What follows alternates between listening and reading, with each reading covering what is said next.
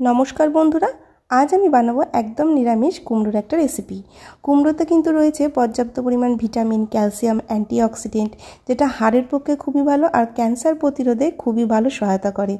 तार सत्त्वेও किन्तु अनेकेई आमरा कुमड़ो खेते पछंद करी ना, किन्तु एइभाবে बानाले जारा कुमड़ो खेते पछंद करेन ना ताराও किन्तु कुमड़ो চেয়ে চেয়ে খাবেন।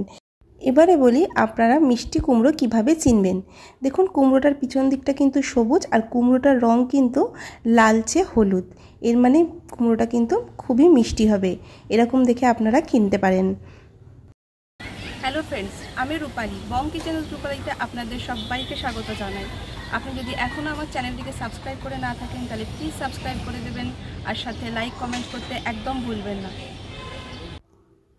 রেসিপিটি তৈরি করার জন্য সবার প্রথমে কড়াইয়ের মধ্যে দিয়ে দিচ্ছি 1 চামচ সরষের তেল।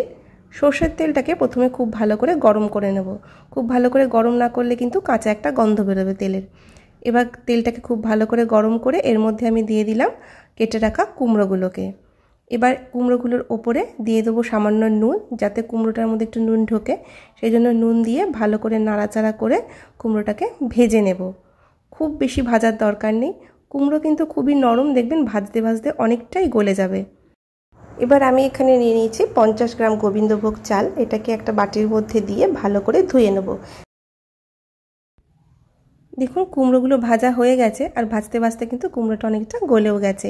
সেই জন্য অবশ্যই এই তরকারিটা করার সময় কিন্তু এর খোসা সমেত কুমড়োগুলোকে কাটবেন।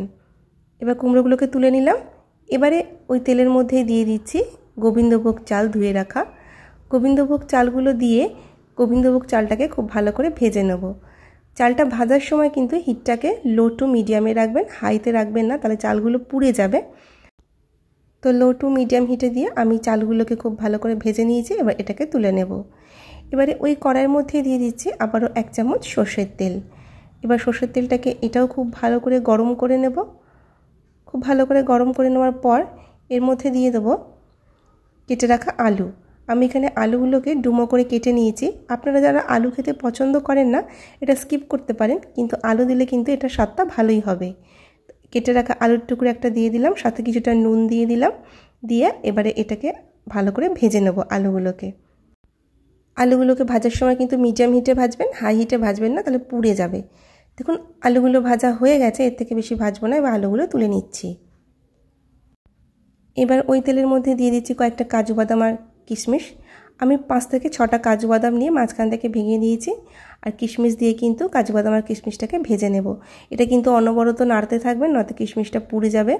একদম লো হিটে ভাজবেন। তো ভাজা দেখুন আমার হয়ে গেছে, এর থেকে বেশি ভাজবো না। এবার এগুলোকে তুলে নেব।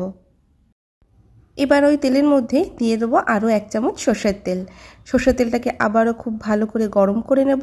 আর তেলটা গরম হয়ে গেলে ওর মধ্যে দিয়ে দিলাম একটা তেজপাতা, একটা শুকনো লঙ্কা, 3টে লবঙ্গ, 2টো এলাচ আর অল্প একটু দালচিনি, সাথে দিয়ে দেবো অল্প একটুখানি গোটা জিরে। এবার এটাকে তেলের মধ্যে কয়েক সেকেন্ড ভেজে নেব। এবারে এর মধ্যে আমি দিয়ে দেবো একটা টমেটো। এখানে আমি একটা মিডিয়াম সাইজের টমেটোকে কুচি করে নিয়েছি। সাথে দিয়ে দেবো 1 চামচ আদা আর কাঁচা লঙ্কা বাটা, দিয়ে খুব ভালো করে তেলের মধ্যে নাড়াচাড়া করে একটু তেলের মধ্যে ভেজে নেব, যাতে টমেটো আর আদার কাঁচা গন্ধটা না বেরোয়, সেই জন্য ভেজে নেব। এবার এর মধ্যে দেবো কিছু সামান্য পরিমাণ মশলা। দিয়ে দিচ্ছি অর্ধেক ছোটো চামচ হলুদ গুঁড়ো, অর্ধেক ছোটো চামচ জিরের গুঁড়ো, অর্ধেক ছোটো চামচ ধনের গুঁড়ো, অর্ধেক ছোটো চামচ কাশ্মীরি রেড চিলি পাউডার। আপনারা চাইলে এটা স্কিপ করতে পারেন রেড চিলি পাউডারটা। দিয়ে দিলাম অর্ধেক ছোটো চামচ চিনি, দিয়ে দিলাম সামান্য একটু জল, যাতে মশলাটা পুড়ে না যায়। চিনির পরিমাণটা আপনাদের স্বাদ মতো আপনারা কম বেশি করতে পারেন।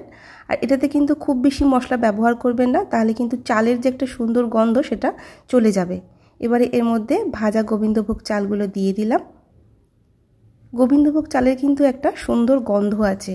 এবার এটার মধ্যে যদি খুব বেশি মশলা ব্যবহার করেন তাহলে চালের গন্ধটা চলে যাবে আর মশলার গন্ধটা বেরোবে, তখন কিন্তু এটা খেতে খুব একটা ভালো লাগবে না।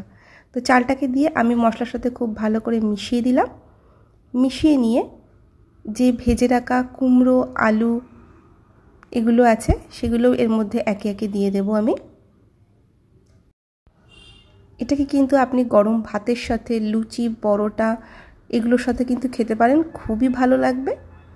তো আমি সবগুলো দিয়ে দিলাম এর মধ্যে। এর মধ্যে ভেজে রাখা কাজু কিশমিশগুলোও কিন্তু দিয়ে দেব।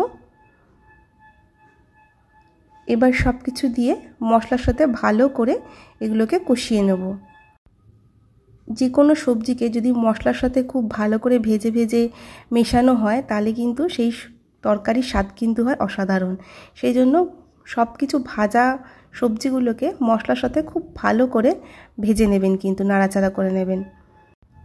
আমি এটাকে 2 মিনিট মতো ভালো করে মশলার সাথে ভেজে নিয়েছি। এবারে এর মধ্যে আমি দিয়ে দেবো পরিমাণ মতো জল। জলটা প্রথমে একটু বেশি করে দেবেন, কারণ চালগুলো গলতে কিন্তু একটু সময় লাগবে, আর চালগুলো যখন গলবে তখন কিন্তু জলটা একটু টেনে নেবে। সেই জন্য জলটা একটু বেশি দেবেন প্রথমে।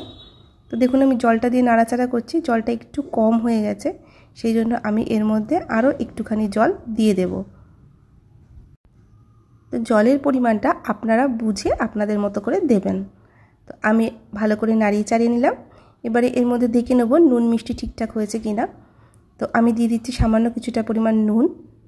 নুনটা আপনি আপনার পছন্দ মতো দেবেন, যতটা পছন্দ করেন। এবারে ভালো করে নুনটাকে মিশিয়ে এটাকে আমি ঢাকা দিয়ে দেবো যতক্ষণ না চালটা গলছে।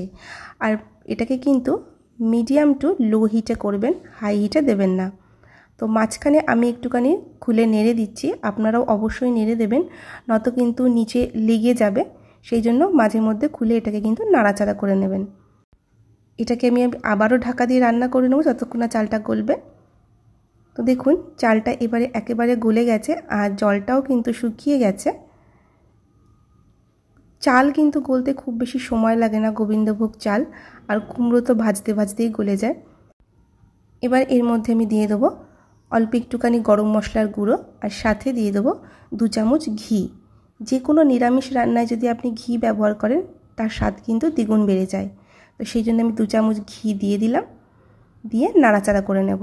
গরম মশলার পরিমাণটাও খুব বেশি দেবেন না, খুব বেশি দিলে কিন্তু গোবিন্দভোগ চালের গন্ধটা চলে যাবে। তো দিয়ে হিট বন্ধ করে ঢাকা দিয়ে 2 মিনিট রেখে দেব। এবার আমি সার্ভ করছি। এইভাবে একবার বাড়িতে কুমড়োর তরকারি বানিয়ে দেখবেন। যারা কুমড়ো খেতে পছন্দ করেন তারা তো খাবেনই চেটেপুটে, আর যারা কুমড়ো খেতে পছন্দ করেন না তারাও কিন্তু চেয়ে চেয়ে খাবে। আজকের রেসিপি ভালো লাগলে প্লিজ আমার চ্যানেলটিকে সাবস্ক্রাইব করতে একেবারেই ভুলবেন না, সাথে লাইক শেয়ার করে দেবেন। আর সকলকে ধন্যবাদ রেসিপিটি পুরো দেখার জন্য। আর আমাকে কমেন্টে অবশ্যই জানাবেন যে আজকের রেসিপিটি আপনাদের কেমন লাগলো। বাড়িতে অবশ্যই বানিয়ে খাবেন।